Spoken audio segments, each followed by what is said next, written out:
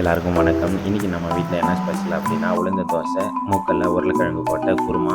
இதான் இன்றைக்கி நம்ம வீட்டில் ஸ்பெஷலாக இருக்குது. வாங்க எப்படி செய்யலாம் அப்படின்றத பார்க்கலாம்.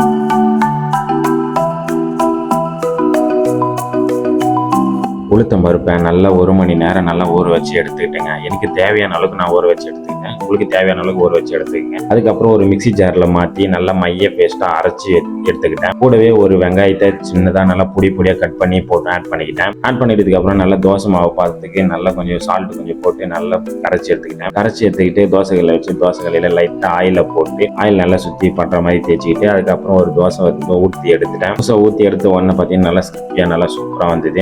அதுக்கப்புறம் பார்த்தீங்க அப்படின்னா நம்ம செஞ்சுக்கிற குருமா, அதுக்கப்புறம் ப்ரோட்டீனுக்காக ஒரு முட்டை தோசை ஒன்று ஊற்றிக்கிட்டேன். பார்த்தேன்னா சூப்பராக வந்தது. எனக்கே ரொம்ப பிடிச்சது. நானா இப்படி செஞ்சேன் அப்படின்ற மாதிரி இருந்தது. அதுக்கப்புறமா தோசையை போட்டு அந்த குருமாவில் ஒரு பைட் போனேங்க. சும்மா அட வேற லெவலில் இருந்துச்சுங்க. நான் இந்த அளவுக்கு சமைக்கிறேன் அப்படின்னு எனக்கே ஆச்சரியமாக இருந்தது. இந்த வீடியோ உங்கள் எல்லாருக்குமே பிடிச்சிருக்கு நம்புகிறேன். இன்னொரு நல்ல ஒரு வீடியோவில் உங்கள் எல்லாருமே சந்திக்கிறேன். மறக்காமல் நம்ம பேஜை ஃபாலோ பண்ணுங்கள், சப்ஸ்கிரைப் பண்ணுங்கள். Thank you so much.